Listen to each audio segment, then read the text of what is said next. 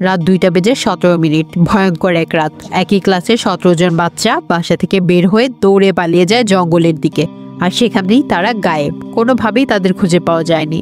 কি হয়েছিল সেই বাচ্চাদের সাথে? আজকে আমরা তোমাদের শোনাবো এই বছরের সবচেয়ে আলোচিত ছবি দ্য ওয়েপন্স। বুধবারের এক সকালে ক্লাসের ক্লাস টিচার জাস্টিন ক্লাসে যেয়ে দেখে তার 18 জন শিক্ষার্থীর মধ্যে 17 জনই অনুপস্থিত। মাত্র একজন শিক্ষার্থী ক্লাসে এসেছিল, যার নাম ছিল অ্যালেক্স। ক্লাস টিচার জাস্টিন এবং প্রধান শিক্ষক মার্কাস তাদের গার্জিয়ানদের সাথে যোগাযোগ করার চেষ্টা করে এবং অবাক হয়ে যায় যে গতকাল রাতেই 17 জন শিক্ষার্থী একই সময়ে বাসা থেকে নিখোঁজ হয়। পুলিশ হারিয়ে যাওয়া বাচ্চাদের খুঁজে বের করতে চেষ্টার কোনো ত্রুটি রাখেনি, কিন্তু তারপরেও বাচ্চাদের কোনো সন্ধান মেলেনি। তাদের বন্ধু অ্যালেক্সকে বিভিন্ন রকম প্রশ্ন করা হয়, কিন্তু অ্যালেক্স কোনো কিছুরই ভালো কোনো উত্তর দিতে পারেনি। গার্জিয়ানরা তাদের ক্লাস টিচার জাস্টিনের উপর খুবই ক্ষিপ্ত ছিল। তাদের ধারণা জাস্টিন এসব বাচ্চাদের হারিয়ে যাওয়ার পেছনে কিছু না কিছু করেছিল। তারা জাস্টিনকে ডাইনি বা উইচ মনে করছিল। এই ঘটনার পর 1 মাস স্কুল বন্ধ ছিল। 1 মাস পর যখন স্কুল খোলা হয় তখন সকল প্যারেন্টসদেরকে একসাথে ডাকা হয় মিটিংয়ের জন্য। সেদিন প্যারেন্টস মিটিংয়ে জাস্টিন বাচ্চাদের হারিয়ে যাওয়ার জন্য দুঃখ প্রকাশ করে, কিন্তু ম্যাথিউ নামে এক বাচ্চার বাবা, যার নাম ছিল আর্চার, সে জাস্টিনকে এসবের জন্য দায়ী মনে করে। সে বলে, তুমি নিজেই বাচ্চাদেরকে গুম করেছো, তুমি একটি ডাইনি। যেহেতু জাস্টিন সাসপেক্ট ছিল, তাই প্রধান শিক্ষক মার্কাস জাস্টিনকে দ্রুত স্থান থেকে ত্যাগ করতে বলে। সে জাস্টিনকে বলে, তুমি কিছুদিন স্কুল থেকে ছুটি নাও। জাস্টিন মন খারাপ করে রাতে বাসায় চলে আসে। এরই মধ্যে জাস্টিনের ফোনে বারবার অপরিচিত নাম্বার থেকে ফোন আসতে থাকে এবং তাকে থ্রেট করতে থাকে। রাতের বেলা জাস্টিনের বাসায় শুধু কলিং বেল বাজতে থাকে, কিন্তু জাস্টিন খুঁজে কাউকে দেখে না। সে রাগ করে বাসা থেকে বের হয়ে কে কলিং বেল বাজাচ্ছে খুঁজতে যায়, কিন্তু সে দেখে বাসার বাহিরে কেউই নেই, বরং তার গাড়িতে লাল রক্ত দিয়ে কেউ উইচ লিখে গিয়েছে। পরের দিন জাস্টিন স্কুলে আসে, মার্কাসকে এসব ব্যাপার জানায় এবং সে বলে, আমি পুলিশে কমপ্লেন করব। এবং জাস্টিন অ্যালেক্সের ব্যাপারে খোঁজ খবর নেয়। জাস্টিনের অ্যালেক্সের উপর সন্দেহ ছিল, যেহেতু সে একাই স্কুলে উপস্থিত ছিল। সে বলে, আমি অ্যালেক্সের সাথে কথা বলতে চাই, কিন্তু মার্কাস বলে, তুমি এসব থেকে দূরে থাকো, তুমি কোনোভাবেই অ্যালেক্সের সাথে কথা বলতে পারবে না। জাস্টিন আবার মন খারাপ করে পুলিশের কাছে কমপ্লেন করতে যায়। পুলিশ কমপ্লেনে গেলে জাস্টিনের দেখা হয় তার পুরনো প্রেমিক পলের সাথে। পল যদিও বিবাহিত ছিল। পল জাস্টিনের সব ব্যাপার শুনে তাকে সান্ত্বনা দেয়। তারা কিছুক্ষণ ড্রিঙ্কস করে একসাথে সময় কাটায়। পরের দিন সকালে জাস্টিন যখন পলকে তার বাড়িতে পৌঁছে দেয়, তখন সে দেখে অ্যালেক্স মন খারাপ করে একে একে বাড়ির দিকে হাঁটছিল। জাস্টিন কিছু সন্দেহ হয়, অ্যালেক্স কেন এরকম মন খারাপ করে আছে। সে অ্যালেক্সের পিছু পিছু তার বাড়িতে। অ্যালেক্সের বাড়ি দেখে জাস্টিন অবাক হয়ে যায়। আলো প্রবেশ করার কোনো জায়গা নেই, দরজা জানালা সবই বন্ধ, এমনকি জানালার উপরে পর্দা দিয়ে ঢাকা ছিল। সে চুপি চুপি পর্দার পাশ দিয়ে জানালায় দেখে অ্যালেক্সের বাবা মা সোফার মধ্যে পাথরের মতো বসে আছে। তারা একটুও নড়ছে না। দেখে মনে হচ্ছে কোনো মৃত মানুষকে জীবিত করে বসানো হয়েছিল, যা দেখে জাস্টিন ভয় পেয়ে যায়। সে দ্রুত ঘটনাস্থল ত্যাগ করে এবং তার প্রধান শিক্ষক মার্কাসকে ফোন করে সবকিছু জানায়। মার্কাস জাস্টিনকে বলে, তুমি এসব থেকে দূরে থাকো যদি বিপদে পড়তে না চাও। জাস্টিন সেই রাতে এক ভয়ঙ্কর স্বপ্ন দেখে। সে দেখে স্কুলে এক ছোট বাচ্চা ক্লাউনের মতো সেজে তাকে ভয় দেখাচ্ছে। এটা দেখে সে ভয়ে ঘুম থেকে জেগে ওঠে। সে কিছুক্ষণ রেস্ট নিয়ে আবার যখন ঘুমাতে যায়, সে দেখে তার ছাদের সিলিংয়ে এক ভয়ঙ্কর ক্লাউন তার দিকে তাকিয়ে আছে। সে আবার ভয়ঙ্করভাবে চিৎকার দিয়ে ওঠে, কিন্তু দ্বিতীয়বার সে আর কিছুই দেখতে পায় না। আর্চার এসব সহ্য করতে না পেরে সিদ্ধান্ত নেয় সে নিজেই তদন্ত করবে। সে একটি শহরের ম্যাপ নেয় এবং সিসিটিভি ফুটেজ থেকে ভিডিও নিয়ে দেখে তার মেয়ে ম্যাথিউ কোন দিকে দৌড় দেয়। সে সেই বরাবর একটি দাগ কাটে। পাশের বাড়ি যে বাচ্চাটি গায়েব ছিল তার বাসায় যেয়ে তারও সিসিটিভি ফুটেজ নিয়ে কোন দিকে বাচ্চা দৌড় দিয়েছে সেই পর্যায়ে একটি দাগ কাটে এবং দেখে দুটি দাগে একটি নির্দিষ্ট জায়গায় যেয়ে মিলিত হয়েছে। আর্চার আরও তথ্য নেওয়ার জন্য পরের দিন সকালে জাস্টিনের সাথে দেখা করে। আর্চারকে দেখে জাস্টিন বলে, আমি কোনোভাবেই বাচ্চাদের গায়েব করিনি, আমার কোনোই দোষ নেই। আর্চার জাস্টিনকে বলে, আমি শুধু তোমার সাথে কথা বলতে এসেছি। এই সময় দেখা যায় প্রধান শিক্ষক মার্কাস জাস্টিনের দিকে ছুটে আসছিল। সে তৎক্ষণাৎই জাস্টিনের উপর আক্রমণ করে। সে যেন কোনোভাবেই জাস্টিনকে বাঁচতে দেবে না। সে নিজের কন্ট্রোলের মধ্যেই ছিল না। তার চোখগুলো রক্তের লাল ছিল, দেখতে অদ্ভুত পাগলের মতো লাগছিল। জাস্টিনকে বাঁচাতে আর্চার মার্কাসকে আটকানোর চেষ্টা করে। এই মুহূর্তে আমরা যাব পলের জীবন কাহিনীতে। পল একদিন সকালে তার গাড়িতে তেল ভরার সময় দেখে একটি চোর একটি বাসায় উকিঝুঁকি মারছিল। সে দৌড়ে যেয়ে চোরকে ধরে এবং তাকে বলে, তোমার কাছে কোনো বন্দুক আছে কিনা। চোর বলে, আমার কাছে কিছুই নেই। সে পকেটে হাত দেওয়ার সময় দেখে একটি সিরিঞ্জ দিয়ে তার হাত কেটে যায়। সে প্রচণ্ড রেগে যেয়ে চোরকে আঘাত করে, কিছুক্ষণ পরেই পলে যখন হুঁশ আসে তখন সে বলে, আজকে যা হয়েছে তা তুমি ভুলে যাও, আমিও তোমাকে আঘাত করেছি সে কথা ভুলে যাব, কারণ বিনা অস্ত্রধারী মানুষের উপর আঘাত করলে তার পুলিশের চাকরি চলে যেতে পারত। পরদিন সকালে জাস্টিনের দেখা হয় অ্যালেক্সের সাথে। জাস্টিন অ্যালেক্সকে কিছু প্রশ্ন করতে থাকে, কিন্তু অ্যালেক্স প্রচণ্ড রেগে যেয়ে বলে আমার থেকে দূরে থাকো, বলেই সে দৌড়ে বাড়ির দিকে ছুটে যায়। জাস্টিনও অ্যালেক্সের পেছনে যেয়ে দরজায় নক করতে থাকে, কিন্তু অ্যালেক্সের বাবা মা কেউই দরজা খোলে না। জাস্টিন তখন সিদ্ধান্ত নেয় সে গাড়িতে বসেই দেখবে অ্যালেক্সের বাড়িতে কি ঘটছে, কিন্তু রাত হলেই সে ঘুমে আচ্ছন্ন হয়ে যায়। কিন্তু গভীর রাত যখন হয়, অ্যালেক্সের মা হাতে একটি কেচি নিয়ে পাগলের মতো করে জাস্টিনের দিকে ছুটে আসে, কিন্তু কেচি দিয়ে জাস্টিনকে কোনো আক্রমণ করে না, বরং একগোছা চুল কেটে নিয়ে যায়। এ পর্যায়ে আমরা জানবো ম্যাথিউর বাবা আর্চার সম্পর্কে। যখন থেকে ম্যাথিউ নিখোঁজ হয়, আর্চারের বাবা কোনোভাবেই রাতে ঘুমাতে পারেনি। সে নানা রকম দুঃস্বপ্ন দেখত। এক রাতে সে দেখে এক ভয়ঙ্কর ক্লাউন ম্যাথিউর বিছানায় ঘুমিয়ে আছে। পল খুব ভয়ে ছিল, কারণ সে চোর যদি থানায় এসে তার বিরুদ্ধে কমপ্লেন করতো তাহলে তার চাকরি অনিশ্চিত হয়ে যেত। কিন্তু কয়েকদিন পর সকালে সে ঠিকই সে চোরকে থানার বাহিরে দেখে। সে রাগে ক্ষোভে সে চোরকে তাড়া করতে থাকে। এখন আমরা জানবো সেই চোরের জীবন কাহিনী, যে চোরের নাম ছিল জেমস। জেমস আসলে ড্রাগ অ্যাডিক্টেড একটা ছেলে। তার কাজই ছিল ছোটোখাটো চুরি করা। একদিন সে বিভিন্ন বাড়িতে চুরি করতে করতে অ্যালেক্সের বাড়ির কাছে যেয়ে পৌঁছায়। সে ভাবে এই বাড়িতে কেউই নেই। সে দরজা ভেঙে যখন ভেতরে ঢুকে সে ভয় পেয়ে যায়। সে দেখে সোফার মধ্যে একজন পুরুষ আর একজন নারী ভূতের মতো করে বসে আছে। সে ভাবে চুরি করে সে মনে হয় ধরা পড়ে গিয়েছে, কিন্তু সে কিছুক্ষণ পর লক্ষ্য করলো তারা মনে হয় মৃত মানুষ জীবিত মতো বসেছিল। তারা কোনো সাড়া শব্দ করছিল না, তাদের মধ্যে কোনো রিয়াকশন নেই। তারা যেন জেমসকে দেখতেই পায়নি। জেমস এতে খুশি হয়ে যায়। সে দামি দামি কিছু জিনিস চুরি করার পর বেসমেন্টে যায় কোনো কিছু আছে কিনা দেখার জন্য।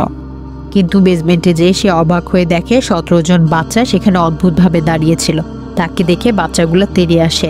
একই সময় অ্যালেক্সের বাবা মাও তাকে আক্রমণ করতে থাকে। সে কোনোভাবে জান নিয়ে সেখান থেকে দৌড়ে পালিয়ে আসে। জেমস চুরি করা জিনিসগুলো বিক্রি করতে একটি দোকানে যায়, যে একটি নোটিশ দেখে 17 জন বাচ্চাকে কেউ যদি খুঁজে বের করে দেয় তাহলে তাকে $50,000 পুরস্কার দেবে। জেমস অবাক হয়ে যায়। এই বাচ্চাগুলোকে তো সে বেসমেন্টে দেখে, আর তার টাকারও খুব প্রয়োজন ছিল। সে তৎক্ষণাৎই থানায় ফোন দেয়। ফোন দিয়ে বলে সে বাচ্চাগুলোকে দেখেছে। থানা থেকে তাকে দেখা করতে বলে। এই জন্য মূলত সে থানায় গিয়েছিল, কিন্তু পুলিশ অফিসার পল তাকে ভুল বুঝে তাকে তাড়া করে। জেমস এই মুহূর্তে দৌড়াতে দৌড়াতে জঙ্গলে চলে আসে। জঙ্গলে এসে সে ভয়ঙ্কর ক্লাউন মহিলাটিকে দেখে, তার দিকে অপলকভাবে তাকিয়েছিল। কিন্তু কিছুক্ষণ পরেই পল তাকে ধরে প্রচণ্ড পরিমাণে মারতে থাকে।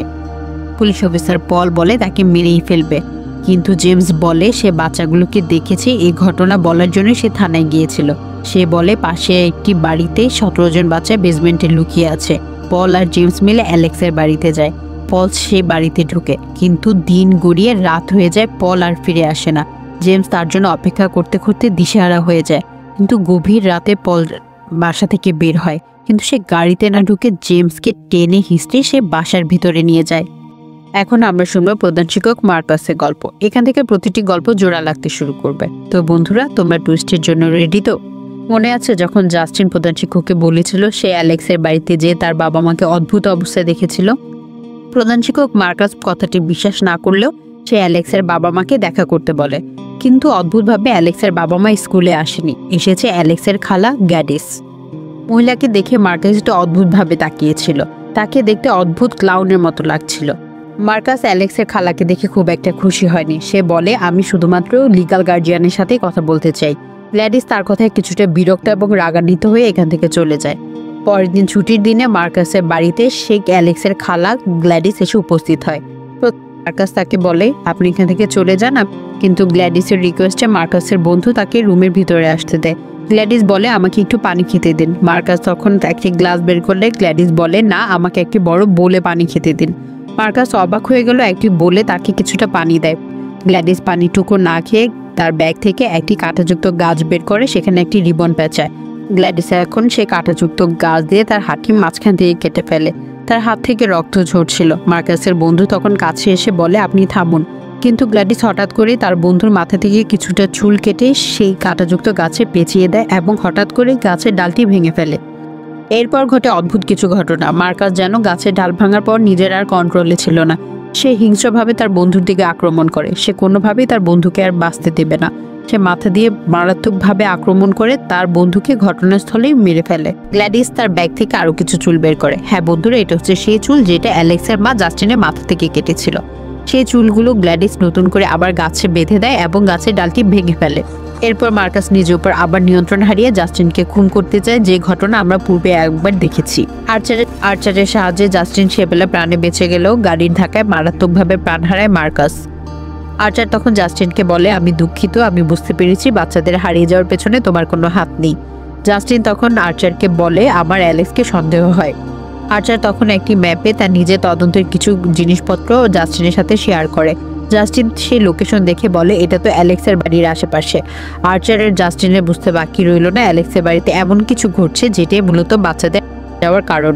এখন আমরা জানবো অ্যালেক্স সম্পর্কে। এখানে রয়েছে মুভির সব থেকে মজার টুইস্ট। একদিন অ্যালেক্সের বাবা অ্যালেক্সকে বলে তার এক আন্টি আসবে, কারণ সে অসুস্থ এবং তাকে দেখাশোনার কেউই নেই।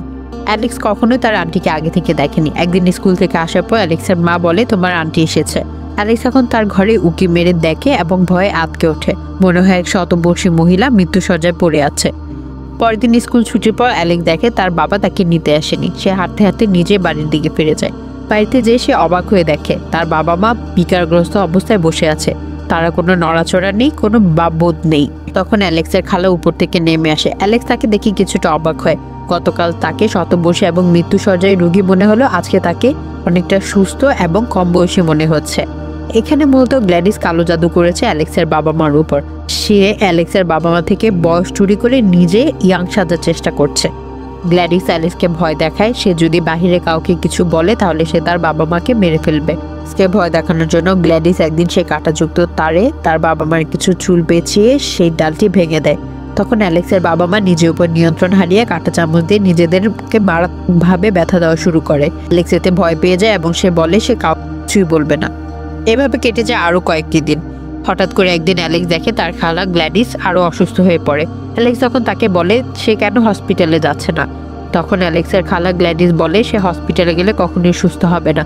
তখন অ্যালেক্স বলে, তাহলে কি করার?